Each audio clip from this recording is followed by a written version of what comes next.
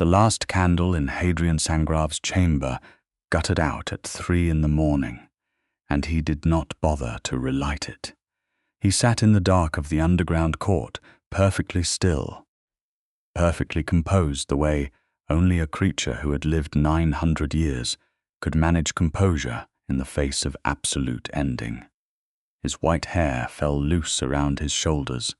His hands, pale as marble and twice as cold, rested flat upon the armrests of his throne, as though he were merely waiting for an audience to begin.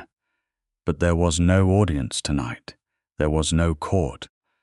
The vast obsidian hall beneath the city of Vienna was empty of everyone except him, and the silence pressed against the ancient stone walls like something alive. 23 hours. That was what remained. 23 hours before the blood law known as the Sangrave dissolution would trigger, and Hadrian, Lord of the Eastern Court, last of the Sangrave bloodline, would simply cease to exist, not die, not be killed, cease. The ancient covenant his ancestor had signed in the year 1124 in a moment of arrogance so profound it had cursed every Sangrave heir since, demanded that the line never go more than 1,000 years without a blood-bound consort, a partner witnessed before the court, a person who chose the Sangrave lord freely, who placed their hand against his heart, who said the words, 1,000 years. His birthday was tomorrow at 2 in the morning. Hadrian had known about the covenant his entire 9 centuries of existence. He had simply, with the particular pride of his bloodline, assumed it would not matter, that he would find someone, that someone would find him. That time, which had always moved around him like water around stone, would arrange things as it always had. Time had not arranged things. And so he sat in the dark, and he counted the hours, and he allowed himself, for the first time in 9 centuries of living, to feel the specific weight of failure. He did not expect the door to open. It was the subterranean entrance, the one that let out into the emergency tunnel beneath the old Viennese sewer line, the one that only 3 people in the world knew about. He heard the mechanism engage before the figure came through it, heard the ragged breathing, heard the stumbling footsteps of someone who had been running for a very long time. He was on his feet before he had consciously decided to move, every predatory instinct sharpening to a fine point, and then the emergency lighting in the tunnel clicked on automatically, and he saw her. She was human. He could tell that immediately. The heartbeat was too loud, too warm, too wonderfully chaotic for anything else. She was soaked through from the Vienna rain that had been falling since midnight, her dark hair plastered to her face, her jacket torn at the shoulder. She had a backpack hanging off one arm and a phone. In her other hand, the screen cracked, but still lit, showing what appeared to be a digital copy of an ancient document. She looked up and saw him standing at the threshold of the hall, and she did not scream. She did not run. She looked directly at him with dark eyes that were bright and fierce and exhausted in equal measure, and she said, in English, with the accent of someone from the American Northeast, who had been living somewhere European long enough to smooth some of its edges, "You are Hadrian Sangrave. I need you to listen to me, because I have been running for 6 hours, and I have approximately 4 hours before something very bad happens, and I think it is also about to happen to you, and I think those 2 things are connected." Hadrian stared at her. In 900 years, nothing had ever surprised him quite like this. "Come inside," he said, because it was the only sensible thing. Her name was Clara Thorne, and she told it to him the way people tell their names when they have decided to trust someone against every logical argument against it. She sat on the edge of the low table in the antechamber, off the main hall because he had indicated it, and she had sat down heavily, and she pulled her backpack onto her lap and started pulling things out of it with hands that were shaking slightly but controlled. A folder of printed documents, a hard drive, a small leather journal that looked very old. "I was a researcher," she said, "at the Velthuis archive in Amsterdam, independent, not affiliated with any court or council. I was hired 14 months ago by a man who said his name was Professor Aldrich Morvain to digitize and catalogue a private collection of documents related to vampire blood law in the medieval period." Hadrian went very still. The name Morvain rang through 900 years of memory like a struck bell. "What did Morvain look like?" he asked quietly. "Tall white hair, but it was clearly dyed. Or maybe a wig, I could never tell. Her eyes. He wore rings on every finger, and he spoke about 6 languages in a single sentence when he got excited." She looked up at him. "You know him." "I knew his grandfather," Hadrian said. "Regalius Morvain. My court's former chancellor before he defected to the Western Court in 1987.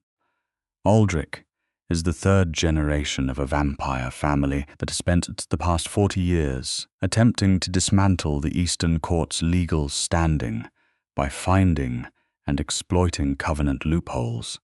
He paused. Why would he hire a human researcher? Because a vampire researcher would know what they were looking at the moment they, Clara said. "I didn't. Not at first. I just thought I was cataloguing historical documents. Old contracts, old blood law texts, old court records, but I'm good at patterns. I'm very good at patterns. And about 3 months ago I started to notice that the documents I was being given to digitize were not random. They were specifically related to one covenant, one bloodline. Yours." She opened the folder and spread the documents across the table. They were photocopies and printouts, but even the copies had the unmistakable quality of something very old, very deliberate, and very legally precise. "The Sangrave Dissolution Covenant," she said. "I found the original, buried in a collection that Morvain had labeled as miscellaneous 15th century church documents. But it wasn't church, it was court. And when I finished digitizing it and started actually reading it, I realized that the version Morvain had been using, the version he filed with the International Vampire Council 3 months ago as evidence that the Eastern Court had failed its covenant obligations and forfeited all territorial and political rights, was not the original." She met his eyes. It was a forgery. The silence in the room changed. Hadrian moved to the table in 2 steps and looked down at the documents. His eyes were very old and very sharp, and they moved across the text with the speed of someone who had read the original 900 years ago and had every word of it memorized somewhere beneath 9 centuries of accumulated experience. "The binding clause," he said softly. "The original says that the covenant requires a blood-bound consort chosen freely and witnessed before the court," Clara said. Morvain's forgery changed one word, freely. The original Latin is liber, the forgery uses solum, which means only or solely, and in the context of the sentence, it creates an entirely different legal meaning.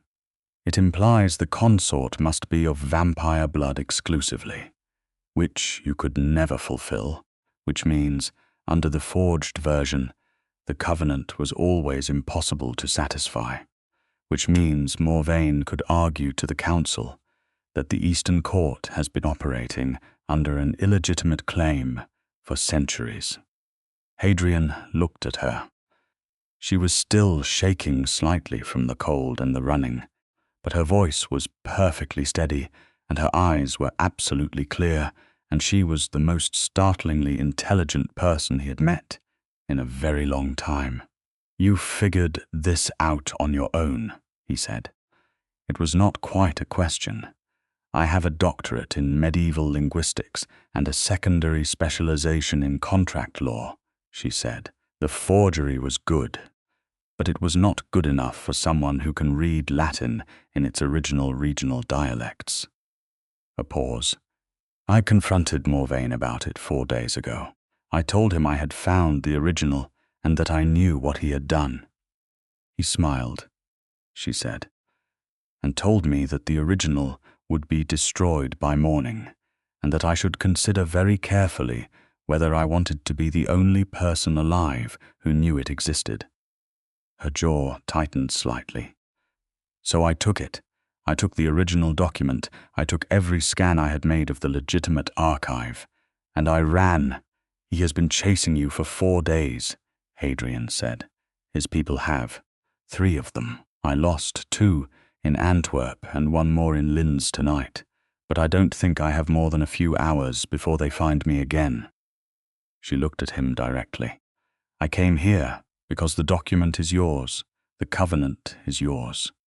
And because the deadline on the council's ruling, based on Morvain's filing, is in 4 hours, and if you don't present the original document to the council before then, they will proceed on the basis of the forgery, and the Eastern Court will be dissolved. Hadrian looked at this woman, this human woman, who had spent 4 days running through 3 countries in the rain, carrying an ancient document that she had no obligation whatsoever to protect, facing down the agents of a vampire court chancellor, all to bring him something that could save his existence. Why? He asked. The question was very quiet. Clara held his gaze.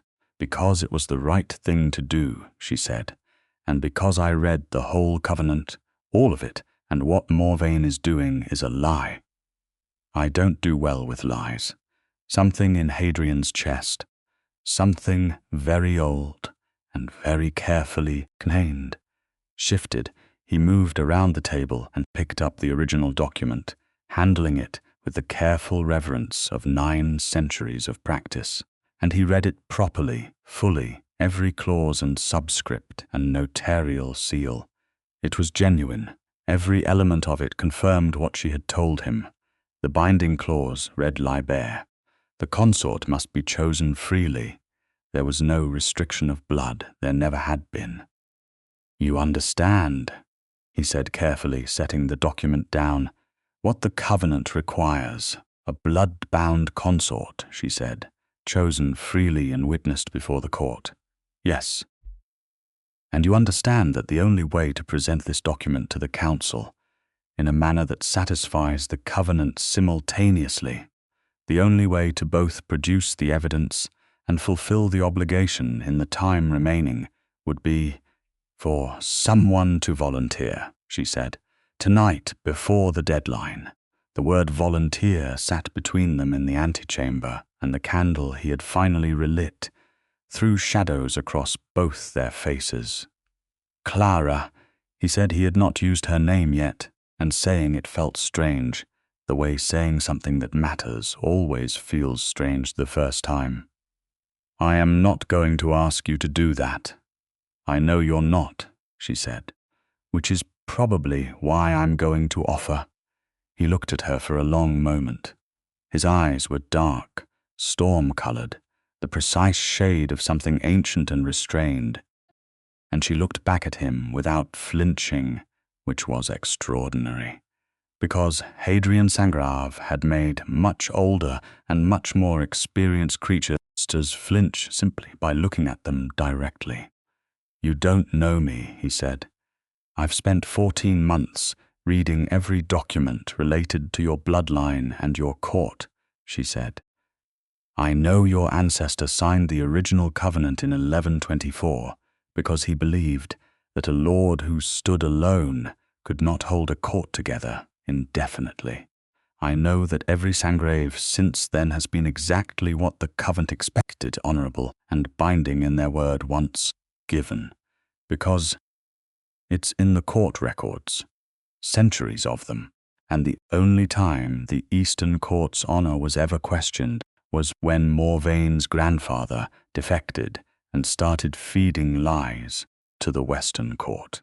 I know that you have governed the Eastern Court for 300 years without a single documented blood law violation, which in vampire politics is basically miraculous.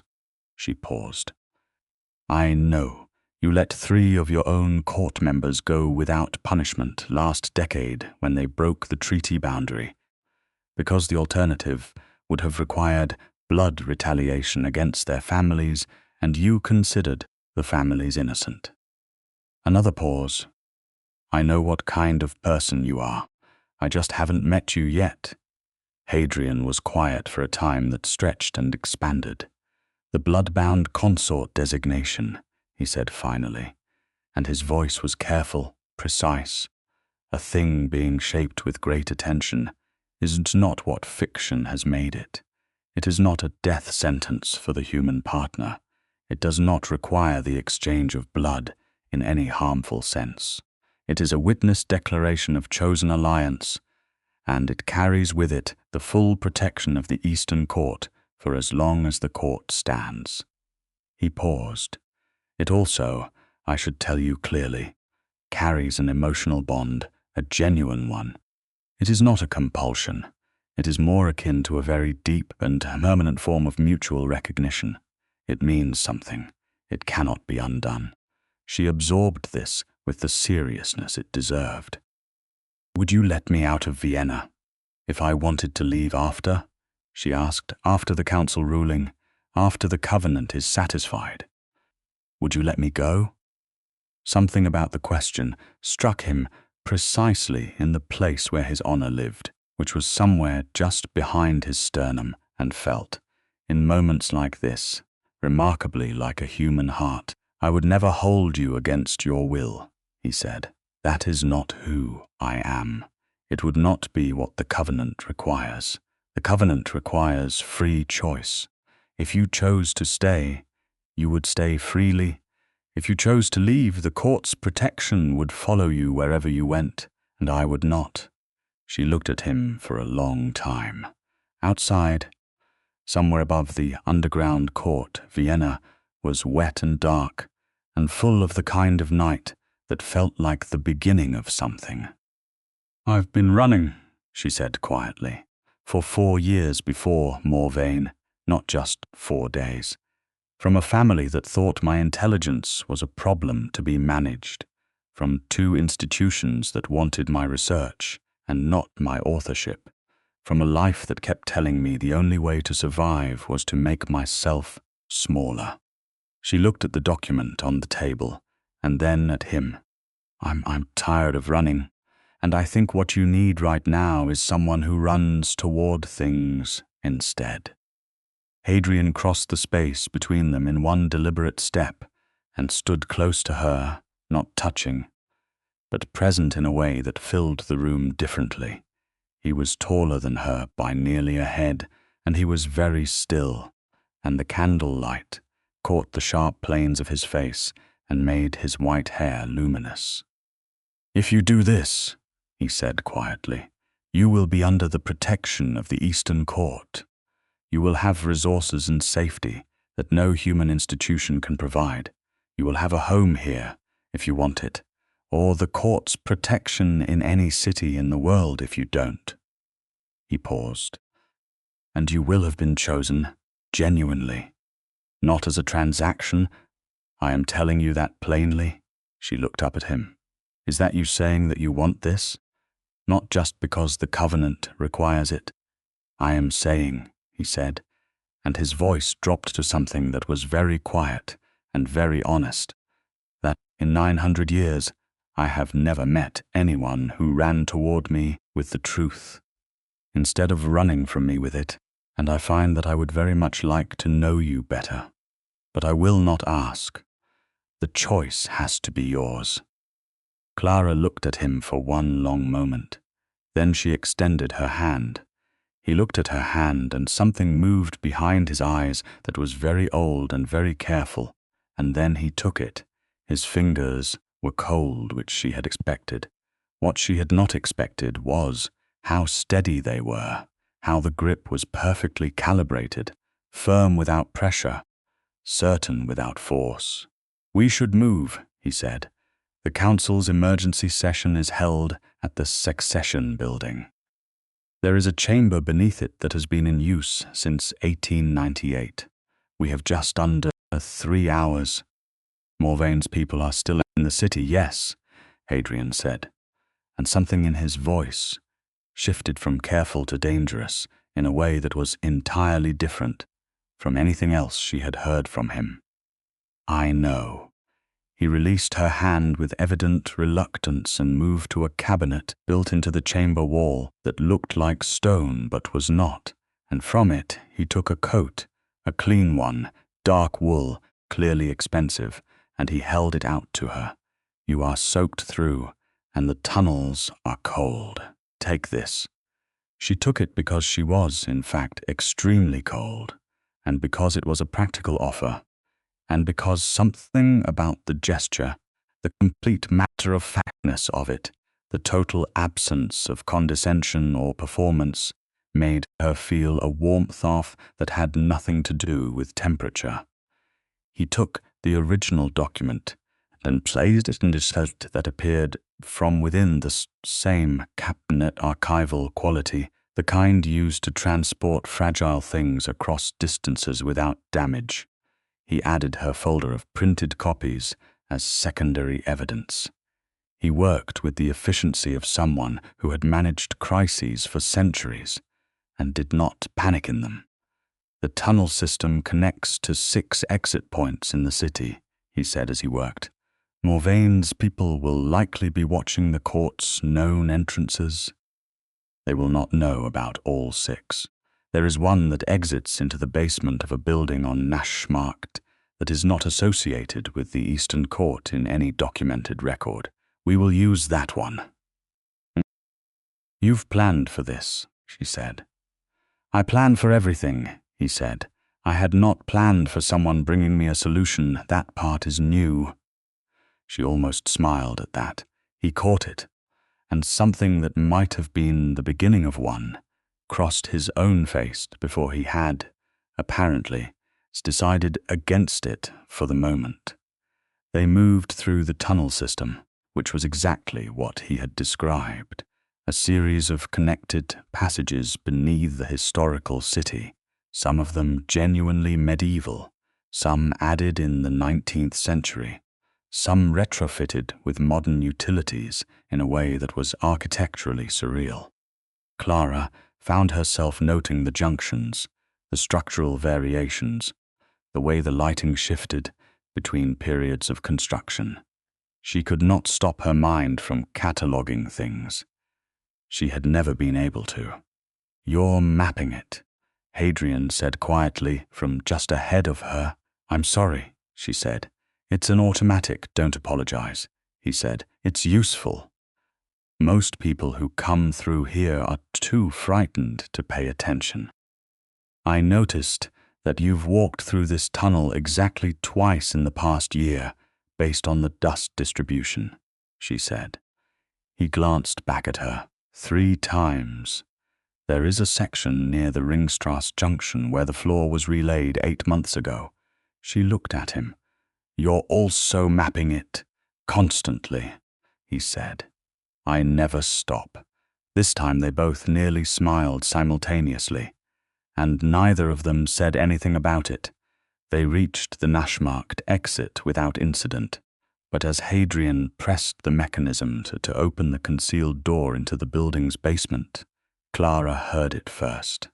She caught his arm, a reflex, fingers closing on the sleeve of his jacket. He stopped instantly. She held very still and pointed upward. Footsteps. Careful ones, the kind that were trying not to be heard, which was always, she had found, louder than footsteps that were simply walking. 2, she said very quietly. 3, he said, equally quiet. There is a 3rd on the exterior fire escape. He did not take his arm away from her hand. Instead, he turned slightly, positioning himself between her and the direction of the footsteps. and Clara noted this and filed it under things to think about later, when there was a later. "There is another exit," he said, barely a breath, 40 meters back. Less direct, but it exits into the Karlsplatz underground station. From there we can reach the secession on foot in 12 minutes. She nodded. They moved back into the tunnel without a sound. Clara had spent 4 days learning how to move quietly, and she was good at it now, better than she had been, and Hadrian moved beside her like something between a shadow and a certainty. Behind them, distantly, she heard the door mechanism engage, and she knew that Morvaine's people had found it. How, she did not know. The tunnel system or a traitor who knew one of the 6 exits. Either was possible. "They'll follow," she said. "Yes," Hadrian said. He stopped at a particular point in the tunnel wall, pressed something she could not quite see, and a section of wall separated. Beyond it was a narrower passage, older stone, lower ceiling. This one was built in the 13th century. The measurements are from a different era. A pause. "It may be somewhat uncomfortable. I have a doctorate," she said.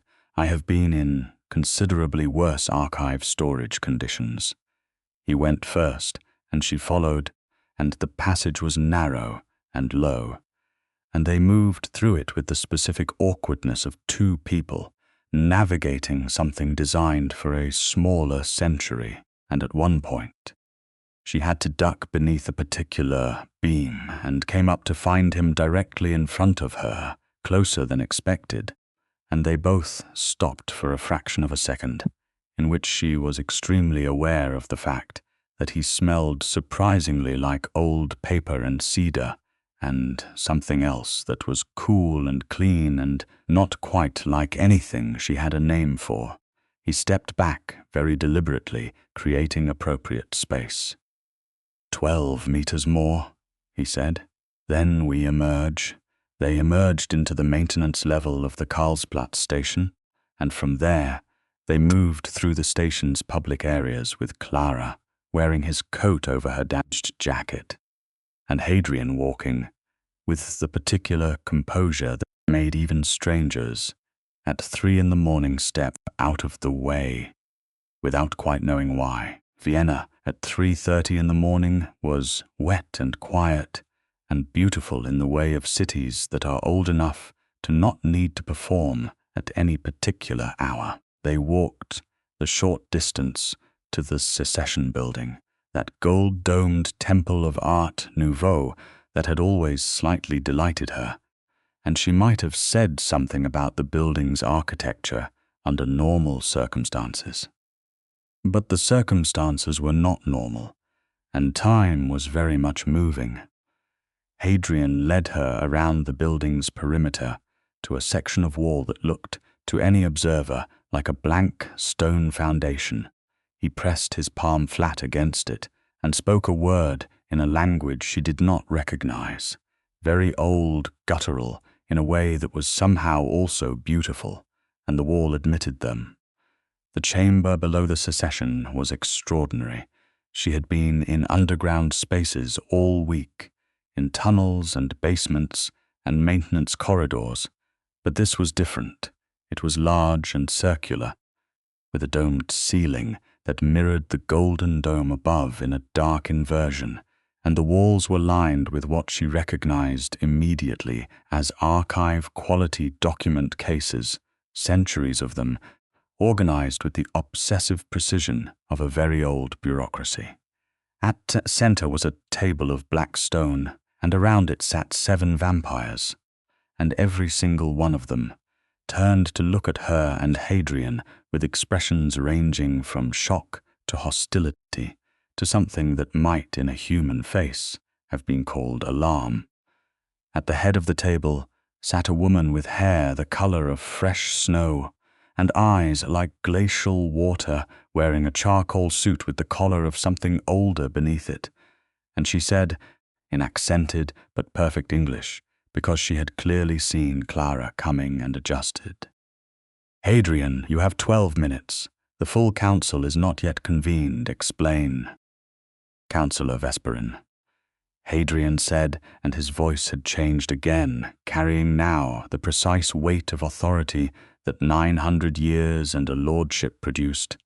I need an emergency convening. I have new primary evidence regarding the Morvain filing, and I am prepared to satisfy the Covenant's requirements simultaneously. Vesperin's glacial eyes moved to Clara and stayed there. A human, she said. It was not dismissive. It was simply an observation stated with the precise flatness of someone recalibrating everything they had prepared for this meeting. A human who recovered the original Sangrave Covenant document from Aldrich Morvain's private archive, identified the forgery he submitted to this council, ran for 4 days to bring it here, and is prepared to volunteer as blood-bound consort on the terms of the original, legitimate covenant. Hadrian said, her name is Clara Thorne. She is a medieval linguist and contract law specialist. She will present the document. He looked at Clara. Something in the look was both permission and support. The specific combinations of those two things that meant he was not handing her over, but standing beside her. She stepped forward, took the archival case from Hadrian, opened it, and placed the original covenant document and her supporting materials on the black stone table. Then she began to speak. She spoke for 8 minutes. She laid out the linguistic evidence, the comparison between the original Latin text and the forged version, the specific manipulation of liber to solum and its legal implications, the chain of custody of the original document, the timeline of Morvain's acquisition and use of the archive, and her own qualifications to make the analysis she was making. She was precise and clear, and she did not rush, because the most dangerous thing you could do when presenting a complex argument was rush it. And she had learned that before she had her first degree, the council listened. They interrupted 3 times with technical questions.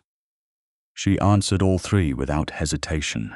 When she finished, the chamber was quiet. Vesperin picked up the original document and read it. She set it down and read the forgery. She set that down and looked at the comparative analysis Clara had printed. Then she looked at Hadrian. She is correct, Vesperin said. The Morvain filing was made on the basis of a forged document. The original covenant contains no restriction of blood in the consort requirement. A pause. Aldrich Morvain will be summoned to answer for this before the full council within 48 hours. At the far side of the chamber, something moved. A door, one she had not noticed, opened, and 2 vampires entered. And one of them was a tall man with silver eyes and white hair that was, now that she could see it up close, very definitely a wig wearing rings on every finger. Aldrich Morvain, Clara felt the air in the room change the way air changes before lightning. You are 40 seconds too late to prevent this, Hadrian said, and he did not raise his voice. And it was perhaps more frightening that way. Morvain looked at Clara with the kind of expression that was not quite anger and not quite respect and not quite anything with a clean name. Miss Thorne, he said, you are remarkably difficult to stop.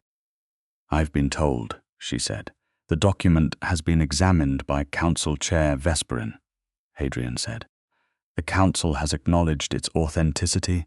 You have no procedural ground left on which to stand, Morvain. A pause. Step back from the door. Morvain did not step back.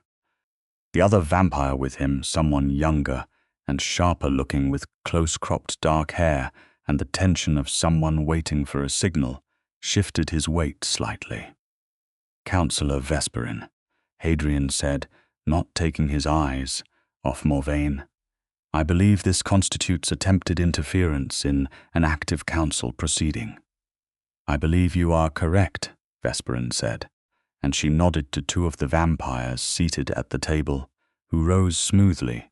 What happened next was very fast, and Clara tracked it as best she could. Morvain made a gesture toward his companion, and the companion moved toward Clara with the speed that vampires moved when they stopped managing themselves, which was extremely fast. She had enough time to take one step back before Hadrian was simply there, in the space between her and the moving vampire, and he caught the other vampire's arm with a grip that stopped the movement completely, a force that expressed in that single locked hold all 900 years of his existence. "Do not," Hadrian said. The word was very quiet. It did the work of a shout. The younger vampire went absolutely still. Vesperin's people had Morvain by both arms, and he was, to his visible frustration, unable to move without escalating to a level of conflict that would involve the full council's enforcement authority, which he clearly did not want. His silver eyes found Clara over Hadrian's shoulder with an expression of cold calculation being rapidly revised. "This is not over," he said. "On the contrary," Vesperin said, with the finality of someone who had been managing vampire politics for considerably longer than anyone in the room except possibly Hadrian. "It is very much over. Escort them both to the holding chambers.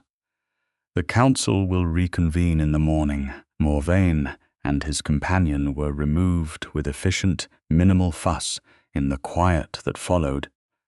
Clara realized her heart was pounding very hard, and her hands had been perfectly steady the entire time, which she took note of because it seemed like something worth knowing about herself. Hadrian turned from where he had been standing and looked at her. His eyes moved over her quickly, the specific rapid visual assessment of someone checking for damage. "Are you hurt?" he asked. "No," she said. "You?" Something crossed his face that was not quite surprise and not quite something else. "No," he said. Vesperin was watching both of them with the expression of someone observing something that they had not expected to find interesting. "The Covenant," she said. "The deadline stands regardless of the filing status. The Covenant itself is genuine, and its terms have not been satisfied." "I know," Hadrian said. "Then we should proceed," Vesperin said. She looked at Clara. "Miss Thorne, you understand that what you are being asked to volunteer for is permanent.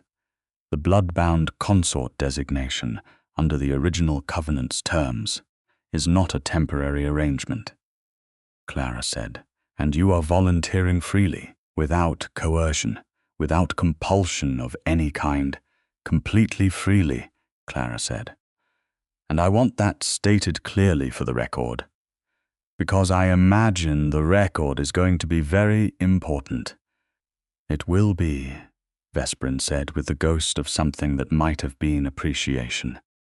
She gestured toward the knittable. Then, "Let us do this." The ceremony, as it turned out, was not what Clara had expected. She had imagined something complicated, something gothic and dramatic, something involving more blood than was comfortable. What it actually was a witness declaration. Vesperin read the relevant clause from the original covenant aloud in Latin and then in English. Two other council members served as secondary witnesses. And then Hadrian stood before Clara in the middle of the circular chamber, with all its centuries of documentation around the walls and the golden dome of art above them, and he looked at her with his dark, very old eyes, and he said, "Clara Thorne, I ask nothing of you that you do not freely give. If you stand with me in this, you will have the full protection of who I am and what I govern. For as long as either of us exists, I will not diminish you, I will not contain you, and I will not make your life smaller. I would have it be larger if you'll allow it. I choose you freely and with full knowledge of what I am choosing." She had not expected those words. She had expected an old legal formula, an ancient clause, something in Latin that would require her to just say yes in the right place. She had not expected something genuine. She looked at him for a moment that felt longer than its usual duration, and then she said, "Hadrian Sangrave, I came here with a document and 4 days of running behind me, and no particular plan beyond doing what was right. But I'm standing here now, and I don't think that's entirely about the document anymore. You told me you would never hold me against my will, and I believe you. I think that's the first time in a long time I've believed something like that. So yes, I choose this, and I choose freely." He placed his hand against his chest. She placed hers over it. She could feel, beneath her palm, and his the slow, steady beat of something that should not technically have been beating. And she thought that was the most extraordinary thing she had encountered in a week full of extraordinary things. Vesperin said the final words of the covenant in Latin, and the 2 witnesses said the confirming phrases, and then it was done. The covenant was satisfied. The clock on the wall of the chamber read 1:47 in the morning, 13 minutes before the deadline. They stood there for a moment with their hands still stacked against his chest and Vienna quiet above them. "Well," Clara said, because someone had to say something. "Well," Hadrian agreed, and this time he did smile, and it was a remarkable thing, the smile, because it was so clearly not deployed often, and therefore carried the specific weight of things that are saved for moments when they genuinely fit. He lowered his hand, and she lowered hers. He did not step back. "You mentioned," he said, "that you had been running for 4 years before Morvain's, not just from him." She looked up at him. "I did say that." "Then perhaps," he said, "this would be a good time to stop." It was not a demand. It was not even quite an offer. It sat in the air between them as something more like an observation, the way he might note a structural fact about the tunnel system, accurate and quietly presented and waiting for her response. "Maybe it would," she said. Vesperin cleared her throat. She was watching them with the particular patience of someone who was many centuries old and had absolutely nowhere to be in the next 5 minutes, but was nonetheless making clear through posture alone that administrative formalities still existed. "The council will require Miss Thorne's formal statement of testimony in the matter of the Morvain forgery," she said, "at a civilized hour. And Hadrian, you are aware that the full council will convene tomorrow evening to address the Morvain situation in its entirety." "I am aware," Hadrian said, and he had not looked away from Clara. "Go," Vesperin said, and it was addressed to both of them with the tone of someone who managed courts for a living and could recognize when 2 people needed to be somewhere that was not the middle of an official proceeding. "The statement can wait until 8 this evening. The council session begins at midnight." They left the chamber and came up through the concealed entrance into the wet Vienna morning, because it was now morning, barely, the kind of grey-pink hour that arrives just before the city properly wakes. Clara stood on the pavement outside the secession and looked at the gold dome and breathed cold air and felt, for the first time in 4 days, that she was not moving. "The court has a residence," Hadrian said beside her, "above ground in the 4th district. It has been properly modified, no sunlight issues. You can sleep. What about you?" "I will also sleep," he said. "Contrary to popular belief, I do not spend the daylight hours in a coffin." She laughed. It came out before she'd decided to do it, a genuine laugh, the kind that had been in short supply for 4 days, and possibly considerably longer. He looked at her with that particular expression again, The one she was beginning to understand was what satisfaction looked like on a face that did not show things easily. "You said contrary to popular belief," she said, "which implies you know what popular belief is, which implies you have read or watched." "I have had 900 years," he said. "I have consumed considerable amounts of human cultural production. Yes. Do you have opinions?" "Extensive ones, things." She looked at him, this white-haired, marble-pale, ancient, dangerous, surprisingly thoughtful person standing in the grey Vienna morning. "I think I'd like to hear them," she said. "At some point." "At some point," he said. "Yes." They walked to the court's above-ground residence together, through the quiet, wet streets. And she noticed that he walked on the outside of the pavement between her and the street, not making a performance of it, just doing it, and she noticed it, and said nothing, because some things did not need to be addressed with words. The residence was in a 19th century building that had been, he explained as they entered, acquired by the Eastern Court in 1861, and kept in continuous meticulous preservation since. The inside was an extraordinary combination of periods, Baroque architectural bones and modern comfortable everything else, bookshelves everywhere, 2 fireplaces, art that ranged from what appeared to be a genuine Renaissance period painting to a large contemporary canvas in warm abstracted colors that looked like something from a gallery she would have visited in Amsterdam. "That one," she said, indicating the contemporary canvas. "I bought it from the artist directly," he said. "In 2019. She was showing in a small gallery in Prague, and no one was buying it, and I thought that was a significant error in public taste." Clara looked at him. "You went to a gallery in Prague in 2019 and bought a painting because you thought it was being undervalued," she said. "Yes," he said. "Is that surprising?" "A little," she said, "in a very good way."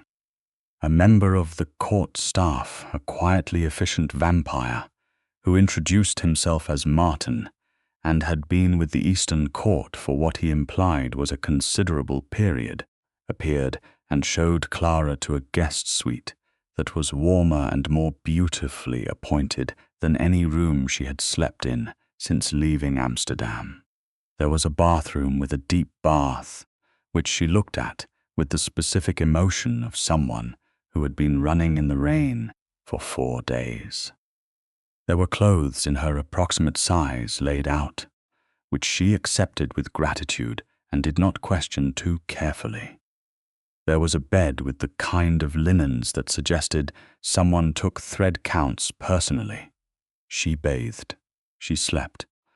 She woke at 5 in the afternoon to the sound of rain still falling against the windows and the smell of something being cooked somewhere below, which surprised her because she had not expected a vampire court residence to involve anything being cooked. She dressed in the clothes that had been provided, which were good quality and fitted and included a cardigan that she put on with deep personal satisfaction, and she went downstairs. Hadrian was in the library. He was reading, which was not surprising, but the book was a contemporary thriller, and there was a cup of what appeared to be tea on the table beside him, which made her stop briefly in the doorway. He looked up. "Tea," he said, before she could say anything. "I don't drink it, but Martin made it for you. He had it ready." A pause. "You slept for 8 hours. I needed 8 hours," she said. She came in and sat in the chair across from him, and Martin appeared within 30 seconds with and a plate of things she could eat. Moving with the particular unobtrusive efficiency she was beginning to recognize as a court skill. "How do you feel?" Hadrian asked. "Better," she said significantly. She picked up the tea. "What happens tonight?" "You give your statement to Vesperin's office at 8. That will be documented, formal, and complete. At midnight, the full council convenes to address the Morvain situation. I will be present for that. You do not have to be, but you are permitted to be if you wish. I want to be, she said. He nodded, as if this was exactly what he had expected. Morvain will formally answer for the forgery. The most likely outcome is revocation of his court status and a minimum century-long prohibition on any council activity. His family's standing will be significantly reduced. The Western Court election will also be examined. As the Western Court's Chancellor was almost certainly aware of what Morvain was doing.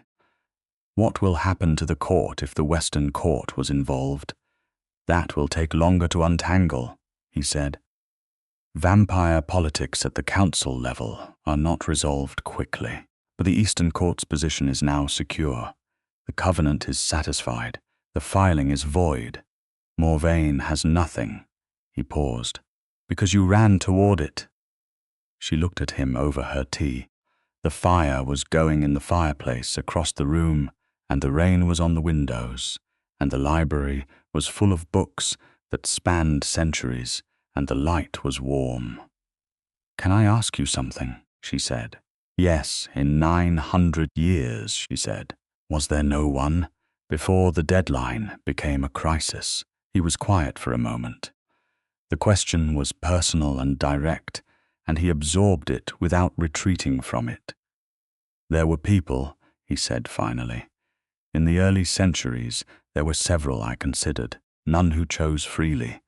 Most who would have agreed because of what the court connection represented, resources, status, protection. Not because of anything genuine, and one, a pause longer this time, who would have chosen genuinely, but who was also subject to the dissolution timeline, and made clear she did not wish to be bound to an obligation that felt coerced by circumstance, even if her feelings were real. He looked at the fire. I respected that. She left the court amicably. We were not enemies. She simply chose not to have her choice shaped by a countdown. And after that I became, perhaps excessively self-sufficient, he said. I had the court. I had work I believed in. I told myself the covenant was a historical artifact that I would satisfy in time when it was right, without urgency. A very slight pause. Urgency arrived anyway, she thought about this. And then I did, she said. And then you did, he agreed. He looked at her. I am aware that the circumstances were not ideal conditions for a beginning. The circumstances were objectively terrible, she said. But the beginning itself, I think, was actually quite good. She set down the tea. You told me the truth from the start. You didn't try to manage what I knew or soften the covenant's implications. You laid out exactly what it was and what it required, and told me the choice had to be mine. That is the only way I know how to operate, he said. I know, she said. I read 300 years of your court records. He looked at her with something that she recognized now as the expression he made when something genuinely pleased him, and he had not decided yet whether to say so. It was slightly different from the almost smile. It was deeper and quieter. What is it? She asked. You keep referencing the court records, he said. They were very detailed, she said. I am slightly unnerved, he said, by how much of my administrative history you have read. Would it help to know that I found your governance genuinely impressive? It might, he said, or it might simply add to the unsettling nature of the situation. I also found the record of the 1887 council dispute where you argued for 3 consecutive nights in defense of a treaty amendment that benefited a smaller court that had no particular political value to you, she said, and won. He looked at her for a moment. You are going to quote my court records at me indefinitely, aren't you? Probably, she said. This time he did smile fully. And it was even more remarkable this is a second time, because she knew now that it was genuine. They went to the council session at midnight together. Clara had her formal statement completed and submitted by 9 o'clock, and Veszpren's administrative staff, two very efficient and very ancient-looking vampires, had processed it with the precise speed of people who understood that thoroughness and efficiency were not contradictory. The full council was 16 vampires, representatives from 8 courts across Europe and 3 international territories, and they convened in the circular chamber with all the gravity of an institution that had been operating in one form or another since the 10th century. Hadrian sat at the table in his proper seat as Eastern Court Lord, and Clara sat beside him, which prompted a brief procedural discussion about whether the blood-bound consort had a designated seat, which Veszpren's resolved by simply saying yes and indicating the chair next to Hadrian, because Clara was beginning to understand, someone who solved problems by deciding what the answer was and stating it clearly. Morvain was brought in and the proceedings began. He was composed, to his credit, and he presented a defense that was sophisticated and which might, Clara thought, have been quite effective if the forgery had not been so thoroughly and precisely dismantled. She watched his argument structure with the analytical part of her brain that never entirely switched off, and noted 3 separate points where his reasoning required the forged document to be taken as legitimate, and each time those points arose, they simply collapsed under the weight of what she had presented. The council deliberated for 45 minutes, which she was told was extremely brief for a matter of this nature. The verdict was what Hadrian had predicted. Morvain's court status was revoked. The prohibition on council activity was set at 200 years rather than the predicted century, which suggested the council had found the forgery more egregious than even the standard penalties reflected. The Western's court connection was flagged for separate investigation. When the session closed at a little after 3 in the morning, Veszpren caught Hadrian's arm briefly on the way out, which was, Clara gathered, a significant gesture from someone who did not touch people casually. She said something to him very quietly in German, too quiet for Clara to catch, and Hadrian replied, equally quiet, and Veszpren looked at Clara once more with those glacial water eyes, and then released his arm and walked away. "What did she say?" Clara asked as they left the chamber. "She said," Hadrian said, "that I had better not be an idiot about this." A pause. "She has known me for 400 years and has opinions about my tendency toward excessive self-sufficiency. She sounds perceptive," Clara said. "She is infuriatingly perceptive," he said. "She always has been." They walked back through the morning city, which was still rainy and still beautiful, and was now also thoroughly awake. The earliest of the morning vendors at Naschmarkt setting up their stalls. Someone running with headphones in, a bakery with its lights on, and the smell of bread coming through a ventilation grate. Vienna, living its ordinary morning, while an ancient court had just held a proceeding that resolved a 900-year timeline with 13 minutes to spare. "What do you want to do?" Hadrian asked, with the time not right now but in general. "Your research, your work," she thought about it. The question felt important, the way he asked it, as though the answer genuinely mattered to him and he was not asking for form's sake.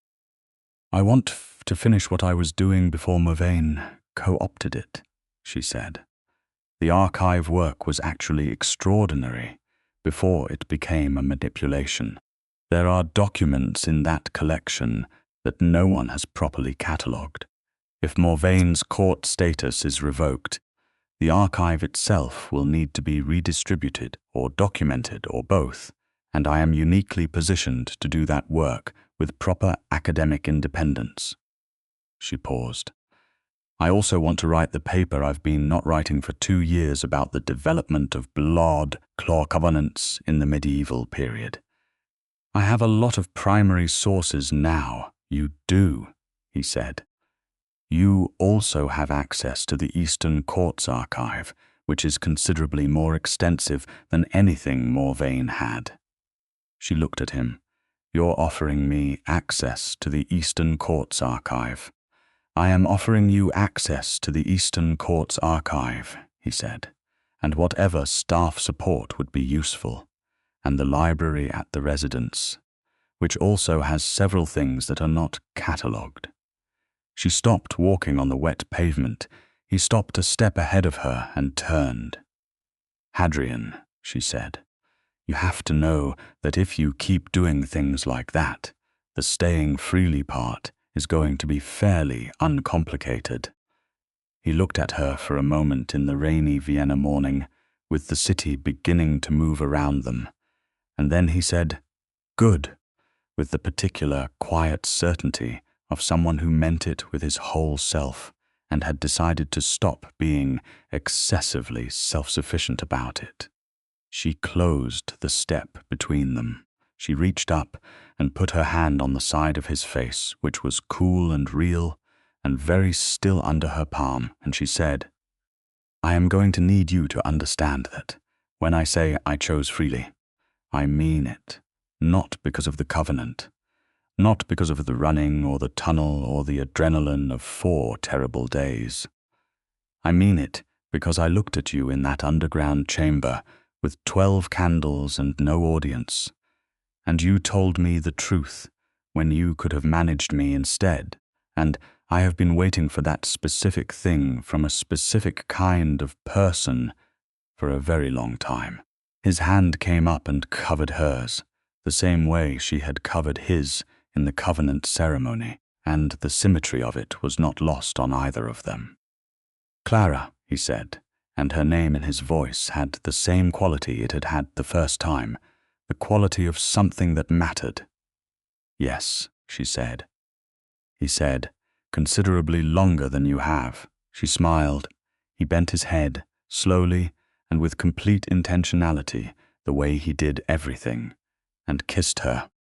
And it was very cold at first in the precise way that made sense for what he was, and then it was warm in a way that made no scientific sense at all, and was nonetheless entirely true. Vienna continued around them, entirely indifferent to the 900 years, and the covenant, and the forgery, and the running, and the tunnel, and the 13 minutes. The rain was starting to ease. The weeks that followed were not simple.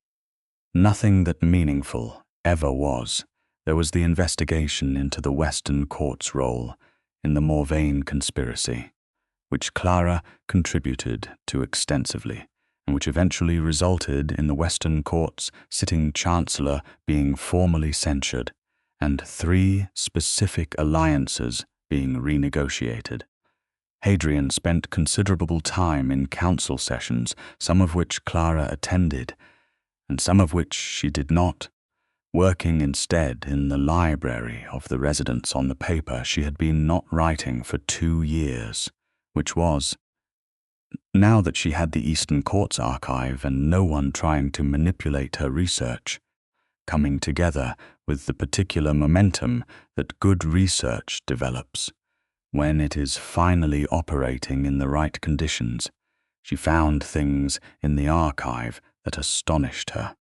Documents from the 9th century in a dialect of Latin she had only read in fragments before, with direct implications for how blood law covenants had developed from Roman-era contracts. Court records from the 13th century showing a dispute resolution process that had direct parallels with contemporary international law. An entire collection of letters between Eastern Court lords and human scholars across 5 centuries, which told a story about the relationship between vampire courts and human intellectual life that was completely absent from the academic record. She told Hadrian about each discovery as she made it, usually at the end of the day in the library, and he listened with the particular attention of someone who found the things she noticed genuinely interesting and did not perform the interest for her benefit. Sometimes he would add something she had not known, a context or a detail from 9 centuries of direct observation, and she would fold it into her notes with the specific delight of a researcher who has found the primary source they were always missing. He came to understand her in increments. The way she made coffee in the morning, precise about the temperature and approximate about everything else. The way she read, 3 books at a time, not sequentially but in rotation, which he found initially baffling and eventually recognized as a reflection of how her mind actually operated, which was in parallel streams rather than single lines. The way she handled difficult conversations directly and without apparent anxiety, though she had told him once that the directness was a practice she had cultivated rather than a natural temperament, that she had taught herself not to avoid hard things because avoidance had made her life smaller, and he had understood that completely. She came to understand him in different increments. The way he managed the court with a particular combination of absolute authority and genuine care for the individuals in it, that was not a performance, but was instead simply how he was built. The way he handled the ancient quality of his own existence, not heavily, not dramatically, but with the specific wry awareness of someone who has been around long enough to know that most things resolve if you give them sufficient time. The way he looked at her when she said something that surprised him, which was a look she worked to produce because it was extraordinary, and she was honest with herself about that. They had their first real argument, 3 weeks in, about whether Clara should go to Amsterdam to assist with the redistribution of Morvain's archive, which she wanted to do and which Hadrian opposed on the basis that Morvain's people, though their court leader was gone, had not all been formally accounted for. "I can handle it," she said. "I was managing Morvain's people for 4 days without any court support, and I did fine." "You were running from them," he said, which is not the same as being stationary and accessible in a known location. "I know the difference," she said. "I also know that if I don't go, the archive is going to be handled by people who don't understand what they have, and irreplaceable documents are going to be damaged or lost." "I know that," he said, and the tension in his voice was something she was learning to read, the specific friction of someone who understood the logical argument against his own position, but had not yet made peace with it. "I also know that I cannot be in 2 places at the same time, and the council proceedings require my presence here for the next 3 weeks. "Then send someone with me," she said. "Someone from the court. I am not asking to be unprotected. I am asking to not be immobile." He looked at her for a long moment, and she could see the moment where authority recalibrated to accommodate the fact that she was genuinely right. Martin, he said finally, "and Solvain from the court's security staff. And you check in with me every day without exception." "Twice a day," she said, because she wanted him to know it was not a concession wrung from him, but a choice. "I'll call you in the morning and the evening." Something shifted in his face. "Twice a day," he agreed. She went to Amsterdam. She spent 10 days there with Martin and the extremely competent Solvain, who had the specific useful quality of looking completely unremarkable while being entirely capable, and she catalogued the Morvain archive properly and arranged its secure transfer to 3 separate institutions with the expertise to handle it, and she found 2 more pieces of primary documentation that she photographed extensively and brought back to Vienna. She called Hadrian in the morning and the evening every day.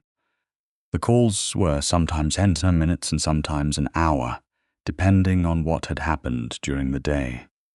He told her about the council proceedings, and she told him about the archive, and on the 7th night she fell asleep during the call and woke up to find the call still connected and him reading on the other end, which she discovered because she could hear the quiet sound of him turning pages. And she said, very drowsily, "How long was I asleep?" And he said, 40 minutes. And she said, "You stayed on." And he said, "I was going to anyway." And she lay there in the Amsterdam hotel room in the dark and felt something that was too large to name simply and did not try. She came back to Vienna on a Tuesday evening, and the car from the court collected her from the airport, and she walked into the residence, and Hadrian was in the hall, which was where he was when she had left. And this time he crossed the space between them himself, without waiting, and she put her arms around him before she had consciously planned to do so, and he held her in a way that was both careful and complete. "Good trip," she said into his shoulder. "Good trip," he agreed into her hair. They stayed like that for a moment, in the hall, with Martin discreetly depositing her bags somewhere else and disappearing, and Vienna outside the windows, beginning its evening. "I brought you something," she said, when they separated slightly. She reached into her jacket pocket and produced a small object, a coin, very old, bronze, worn smooth on both faces. He took it and looked at it. His expression changed. This was from the archive, she said, predating the collection by a couple of centuries. A councillor's token from the 9th century, I think, based on the inscription, but I could not fully identify the court. It felt like something you would know. He looked at it for a long time. "It is from the first Eastern court convening," he said quietly. "Before the court took its current form, these were given to the founding council members." He looked up at her. "Where was it in the archive?" "Buried in a box of miscellaneous metal objects labeled household artifacts," she said, "which is where things get put when no one knows what they are." He closed his hand around the coin. Something in his face was very still in the particular way that meant he was managing something significant. "Hadrian," she said. "It belonged to my grandmother," he said. "She was the founding council chair. I thought everything of hers was lost in the 15th century sacking of the original court." A pause. "I did not expect to ever see anything of hers again." She looked at him. He was holding the coin in his closed fist, and the expression on his face was the one she had not seen before. The one that was not authority and not composure and not the careful management of 900 years, but something underneath all of it, something that was simply him. She put her hand over his closed fist over the coin. He looked at her. "She would have liked you," he said. "Based on the records, she was also very difficult to stop." Clara laughed softly. "I'll take that." Spring arrived in Vienna with the particular insistence of northern springs that have been delayed and intend to make up for it. The council's full investigation concluded in April. The Western Court Chancellor resigned rather than face formal censure, and 3 long-standing territorial disputes were resolved in a settlement that Hadrian negotiated with the specific patience and precision Clara had by now come to recognize as his native operating mode. Thorough, principled, and inexorable. She submitted her paper on blood law covenants in April as well. to the most relevant academic journal in medieval legal history. Under her own name, with full authorship, and when it was accepted for publication, she sat in the library with the acceptance email on her laptop and felt the specific emotion of something that had been owed to her for a very long time finally arriving. Hadrian read the paper in full. He told her it was the most thorough analysis of the medieval period's covenant development he had ever read, which was a significant statement from someone who had lived through a portion of the period in question. And she held on to that assessment with both hands. On a night in May, when the city was warm enough to have the library windows open for the first time, they were sitting together on the library's low sofa, which had become, over the preceding weeks, their specific place in the residence, the place where they talked and read and sometimes watched things on her laptop, with entirely different opinions that they argued about enthusiastically and without heat. She had her feet tucked under her, and his arm was around her shoulders, and outside the window, Vienna was doing what it did in May, which was being essentially perfect. "I want to tell you something," he said. "Tell me," she said. "I told you in the beginning that if you chose to leave, the court's protection would follow you wherever you went," he said. "I meant that, and I want to confirm that it still stands and will always stand. The covenant's satisfaction did not make it conditional." She looked up at him. "I know that. I also want to tell you," he said, "that, whatever the covenant required, what I feel is not a function of it. The covenant is a legal structure.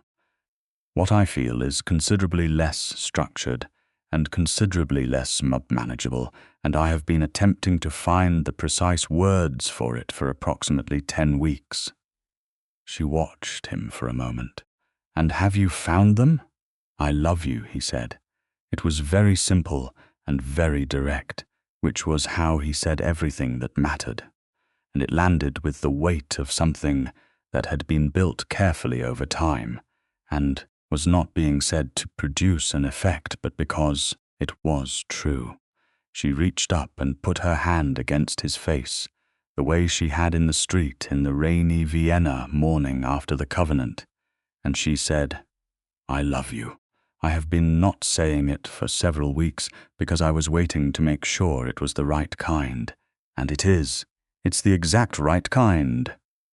"What kind is that?" he asked. "The kind that doesn't ask me to be smaller," she said. He turned his face slightly into her hand. "It never would," he said. She kissed him, and outside the window, Vienna carried on its warm May evening, and the archive waited in the library with its centuries of accumulated history, and the coin from his grandmother's court sat on the mantelpiece above the fireplace, where she had put it because it belonged there, and the covenant was satisfied, and the Eastern court stood, and Hadrian Sangrave held the woman who had run toward him instead of away, as though she were something he had been looking for without knowing it for 900 years, because she was. The summer brought visitors. Members of the Eastern court passed through Vienna on various court business, and met Clara with the careful assessment that vampires apparently always applied to significant changes in their lord's situation. Most of them were, in varying degrees, impressed. One of them, an ancient and extremely particular vampire named Sawyres, who had been with the court for 600 years, and apparently served as something between a senior advisor and an institutional memory, spent 3 hours in the library with Clara talking about the archive discovery, and then emerged and told Hadrian, in front of Clara, that she had not expected him to find someone with an actual brain, and she was pleased to have been wrong in her expectations. "Thank you," Clara said. "I think." "It was a compliment," Saisa said, serenely. "I am not often wrong, the occasions when I intend to be improvements. Vesperin came once, in July, ostensibly on council, business, but also, Clara suspected, to see things for herself. She spent an evening in the library, and then joined them for dinner in the formal dining room, which the court staff apparently maintained the ability to produce entirely human-appropriate meals for when relevant, and over dinner she asked Clara very precise and intelligent questions about her research and her methodology and her plans, and Clara answered all of them directly at the end of the evening. As Vesperin was leaving, she took Clara's hand briefly, which Clara was told later was also an extremely significant gesture from someone who did not touch people casually, and said, "You were right to run toward it." Clara thought about this later, lying in the dark of the room that had become her room, and was beginning to feel genuinely like hers, with the sounds of Vienna beyond the windows, and the warmth of a good summer moving through the air. She had been running for 4 years, the way she had told Hadrian in the beginning, from a family that found her too much, from institutions that wanted her output but not her authorship, from a life that kept telling her the only way to survive was to reduce herself. And then she had run for 4 days in a different direction, toward something instead of away. She thought about what it meant that the thing she had run toward had been a vampire court's covenant crisis, and an ancient forgery, and a man who had been alone for 900 years, and she thought that her life had always been somewhat improbable, and that improbable had turned out to suit her perfectly.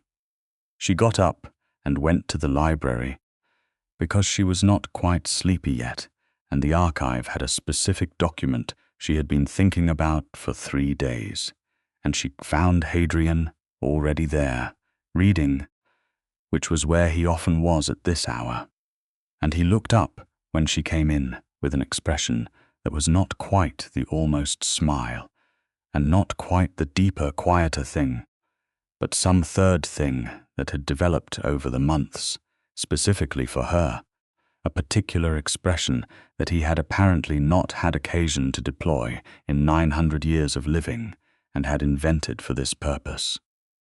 "Could not sleep?" he asked.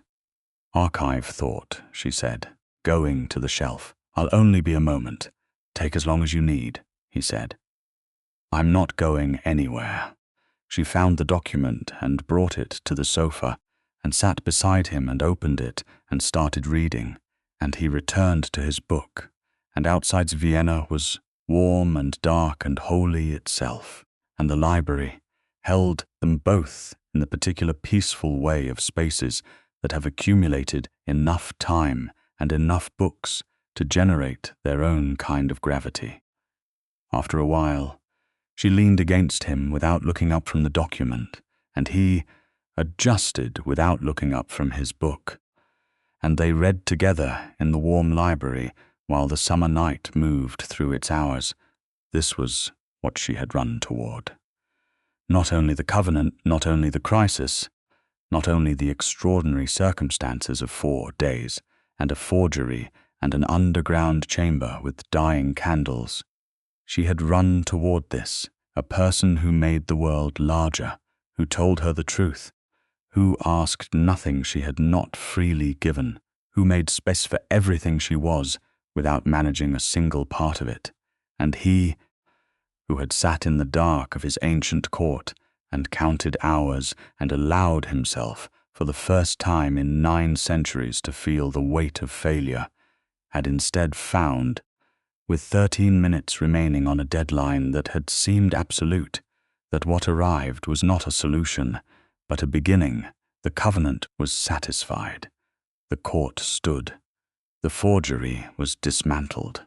The archive waited, and Clara Thorne, who had once run from everything, sat in the library of the Eastern Court's Viennese residence, with her hand on a document from the 9th century, and her shoulder against the side of the most extraordinary person she had ever met, and felt in the specific and reliable way of things that are genuinely true, that she was exactly where she was supposed to be. Outside, the summer night passed, and Vienna breathed its slow and certain breath, and the candles in the library burned on, and neither of them were going anywhere.